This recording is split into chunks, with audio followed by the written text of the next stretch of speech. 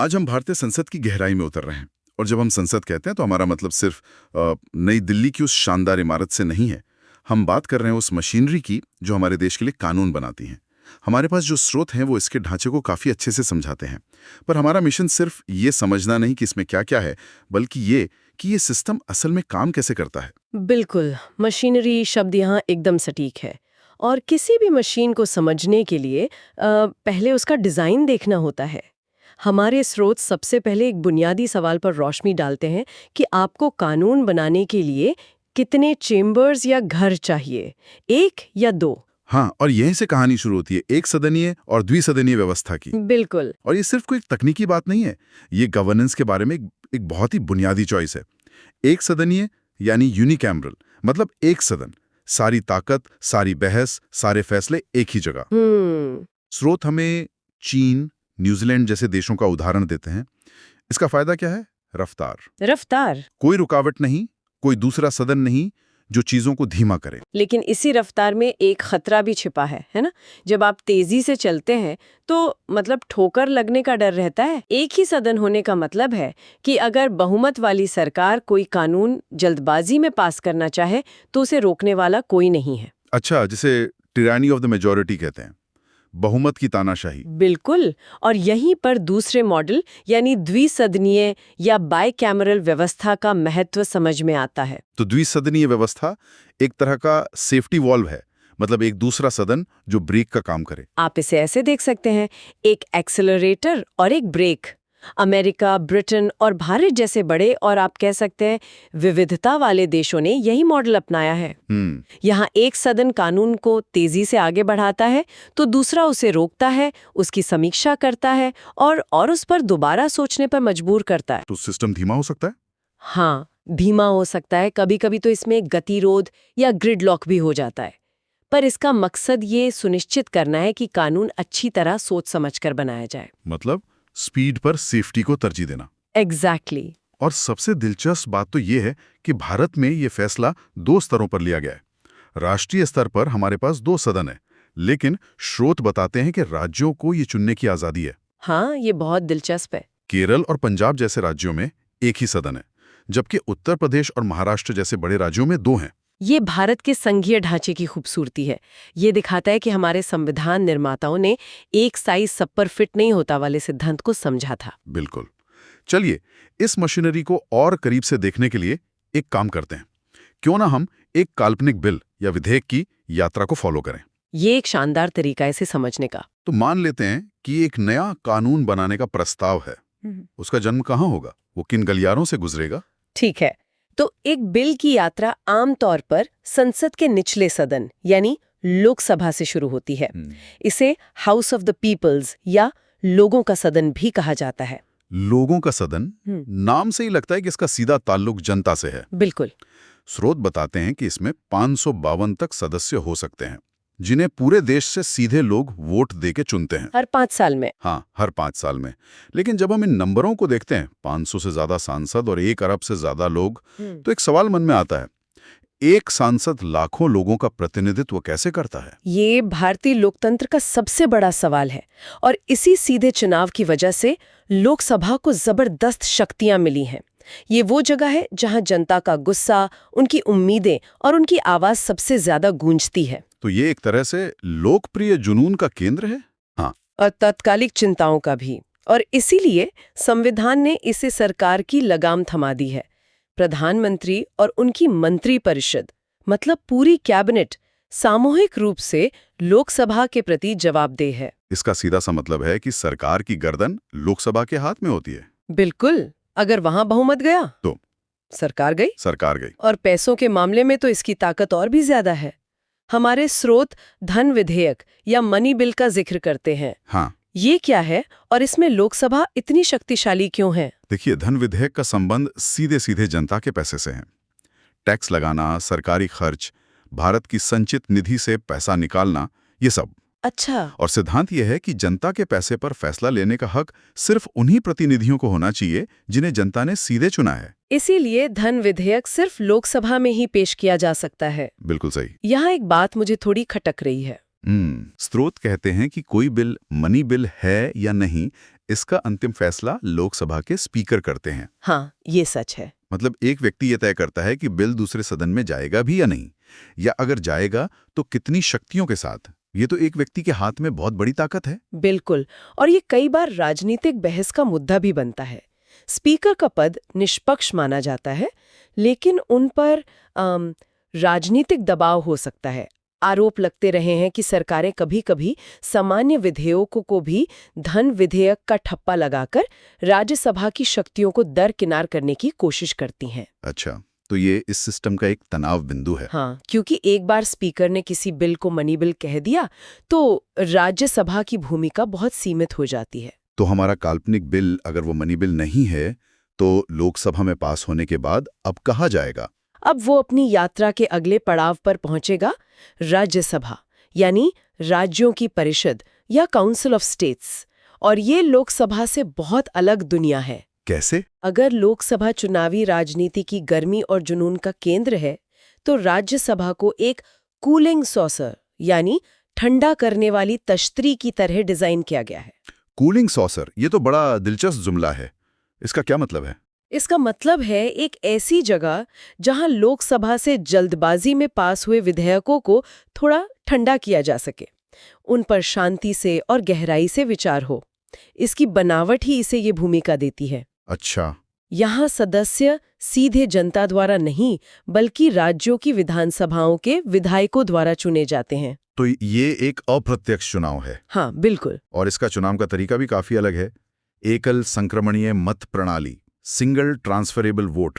ये सुनने में बहुत जटिल लगता है थोड़ा। सरल भाषा में कहूं तो सामान्य चुनाव में आप अपने पसंदीदा उम्मीदवार को वोट देते हैं और बात खत्म। लेकिन इस सिस्टम में आप सिर्फ एक को नहीं चुनते, बल्कि अपनी पसंद के हिसाब से उम्मीदवारों की रैंकिंग करते हैं। ये मेरी पहली पसंद, ये दूसरी, ये तीसरी। और यहाँ एक और अनोखी बात है। अच्छा। 238 सदस्य तो ऐसे चुने जाते हैं। एक स्रोत बताते हैं कि 12 सदस्यों को राष्ट्रपति सीधे मनोनीत करते हैं। हाँ, कला, साहित्य, विज्ञान या समाज सेवा से। संसद में कुछ लोग बिना चुनाव लड़े भी पहुंच सकते हैं। ये थोड़ा अजीब नहीं लगता? पहली नजर में ये अलोकतांत्रिक लग सकता है। हाँ। लेकिन इसके पीछे का विचार ये है कि देश के कुछ सबसे अनुभवी और ज्ञानी लोगों को विधायी प्रक्रिया का हिस्सा बनाया जाए, जो शायद चुनावी राजनीति में शामिल ना होना चाहें या जीत ना पाएं। बिल्कुल। ये अनुभव और विशेषज्ञता को सदन में लाने का एक तरीका है। ठीक है, अब इसकी संरचना की बात करते हैं। स्रोत में एक बात थोड़ी कंफ्यूजिंग है। लिखा है कि सदस्यों का कार्यकाल 6 साल का होता है, लेकिन हर 2 साल में 1/3 सदस्य रिटायर हो जाते हैं। ये कैसे काम करता है? मतलब सदन कभी खाली ही नहीं होता? एग्जैक्टली। यही राज्यसभा की सबसे बड़ी खासियत है। लोकसभा की तरह ये कभी भंग नहीं होती। अच्छा। ये एक स्थायी, निरंतर चलने वाला सदन है। सोचिए, एक पहिया है जिसके कुछ हिस्से हर 2 साल में बदल दिए जाते हैं, लेकिन पहिया घूमना कभी बंद नहीं करता। वाह! इससे देश के शासन में एक निरंतरता बनी रहती है, भले ही सरकारें बदल जाएं। तो हमारा बिल अब इस कूलिंग सॉसर में पहुंच गया है। यहाँ उसके साथ क्या होगा? क्या राज्यसभा उसे रोक सकती है? अगर वो धन विधेयक है, तो राज्यसभा उसे 14 दिन से ज्यादा नहीं रोक सकती। सिर्फ 14 दिन? हाँ, वो सिर्फ सुझाव दे सकती है, जिसे मानना या न मानना लोकसभा की मर्जी है। लेकिन अगर ये एक साधारण विधेयक या संविधान संशोधन विधेयक है, तो राज्यसभा के पास लगभग उतनी ही शक्ति है जितनी लोकसभा के पास। मतलब वो उसे खारिज कर सकती है? वो उसे खारिज कर सकती है, उसमें संशोधन कर सकती है, या उसे अनिश्चित काल के लिए अपने पास रख सकती है। किसी भी सामान्य कानून को पास होने के लिए दोनों सदनों की सहमति अनिवार्य है। तो यहाँ असली ड्रामा हो सकता है। अगर लोकसभा हाँ कहे और राज्यसभा ना कह दे, तब क्या होगा? तब गतिरोध पैदा होता है, और यहीं पर इस सिस्टम की असली परीक्षा होती है। तो फिर कभी-कभी इस गतिरोध को सुलझाने के लिए दोनों सदनों की संयुक्त बैठक, मतलब जॉइंट सिटिंग, बुलाई जाती है। लेकिन संविधान संशोधन के मामले में ये विकल्प भी नहीं है। अच्छा। वहां तो दोनों को अलग अलग सहमत होना ही होगा।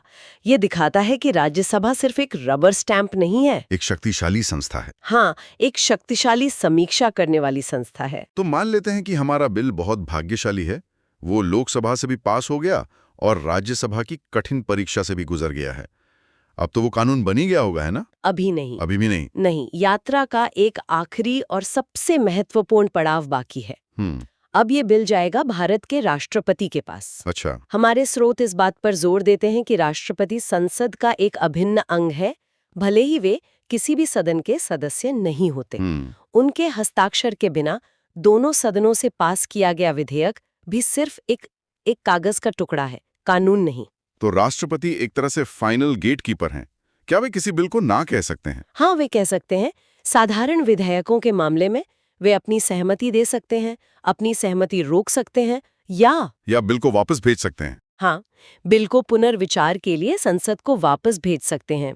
हालांकि अगर संसद उस बिल को दोबारा पास करके भेज देती है, चाहे बदलाव के साथ या बिना बदलाव के, तब राष्ट्रपति को अपनी सहमति देनी ही पड़ती है। तो उनकी वीटो पावर पूरी तरह से एब्सोल्यूट नहीं है। नहीं है, लेकिन वे प्रक्रिया को धीमा जरूर कर सकते हैं और संसद को अपने फैसले पर दोबारा सोचने के लिए मजबूर कर सकते हैं। स्रोत में एक और दिलचस्प शक्ति का जिक्र है, अध्यादेश या ऑर्डिनेंस जारी करना।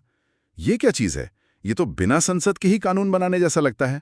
ये राष्ट्रपति की एक असाधारण विधायी शक्ति है। इसे ऐसे समझिए, मान लीजिए संसद का सत्र नहीं चल रहा है और देश में अचानक कोई ऐसी स्थिति आ गई जिस पर तत्काल कानून बनाने की जरूरत है। तो अब क्या करें? ऐसे में कैबिनेट की सलाह पर राष्ट्रपति एक अध्यादेश जारी कर सकते हैं। इस अध्यादेश की ताकत और प्रभाव बिल्कुल संसद द्वारा बनाए गए कानून जैसा ही होता है। लेकिन इसकी कोई सीमा तो होगी, वरना कोई भी सरकार संसद को बाईपास करके अध्यादेश से ही देश चला लेगी। बिल्कुल, इसकी सख्त सीमाएं हैं। जैसे ही संसद का सत्र दोबारा शुरू होता है, सरकार को उस अध्यादेश को संसद के सामने रखना पड़ता है। और अगर संसद उसे पारित नहीं करती तो वो अध्यादेश खत्म हो जाता है।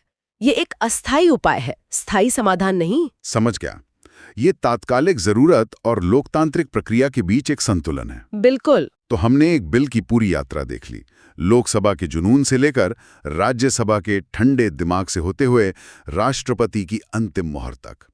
इस पूरी चर्चा को समेटें तो इसका निचोड़ क्या है? निचोड़ ये है कि भारतीय संसद सिर्फ एक कानून बनाने वाली फैक्ट्री नहीं है। ये एक संवाद है, एक लगातार चलने वाली बातचीत। किनके बीच? ये बातचीत है सीधे चुने हुए प्रतिनिधियों और राज्यों के प्रतिनिधियों के बीच। ये बातचीत है बहुमत की इच्छा और अल्पसंख्यकों के अधिकारों के बीच। और ये बातचीत है जल्दबाजी की जरूरत और सावधानी से विचार करने की जरूरत के बीच। लोकसभा लोगों की आवाज है, राज्यसभा राज्यों की आवाज है और राष्ट्रपति उस पूरी प्रक्रिया को संवैधानिक वैधता प्रदान करते हैं। और ये संतुलन ही इस पूरी मशीनरी को चलाता है ना? एक सदन सुनिश्चित करता है कि सरकार जनता की इच्छा के प्रति जवाबदेह हो, तो दूसरा ये सुनिश्चित करता है कि देश का संघीय ढांचा मजबूत रहे और कोई भी कानून बिना सोचे समझे ना बन जाए। बिल्कुल बिल्कुल। ये एक सतत संवाद है जो हमारे लोकतंत्र को जीवंत बनाए रखता है। ये कभी कभी शोरगुल भरा, धीमा और निराशाजनक लग सकता है, लेकिन ये डिजाइन ही विविधता से भरे भारत जैसे देश को एक साथ रखने के लिए बनाया गया है। सच में एक लाजवाब व्यवस्था है। जाते जाते हमारे श्रोताओं के लिए एक सवाल छोड़ जाते हैं। हमने इस चर्चा में देखा कि राष्ट्रीय स्तर पर भारत ने 2 सदनों वाली व्यवस्था को चुना, लेकिन अपने ही राज्यों को यह विकल्प दिया कि वे 1 सदन रखें या 2। ये एक दिलचस्प विरोधाभास है। तो सवाल यह है कि एक विशाल विविधतापूर्ण देश के लिए राष्ट्रीय स्तर पर 2 सदन क्यों जरूरी समझे गए, लेकिन वही तर्क राज्यों पर क्यों नहीं लागू किया गया? ये विकल्प प्रत्यक्ष लोकतंत्र की इच्छा और संघीय प्रतिनिधित्व की जरूरत के बीच संतुलन के बारे में क्या कहता है? इस पर सोचेगा जरूर।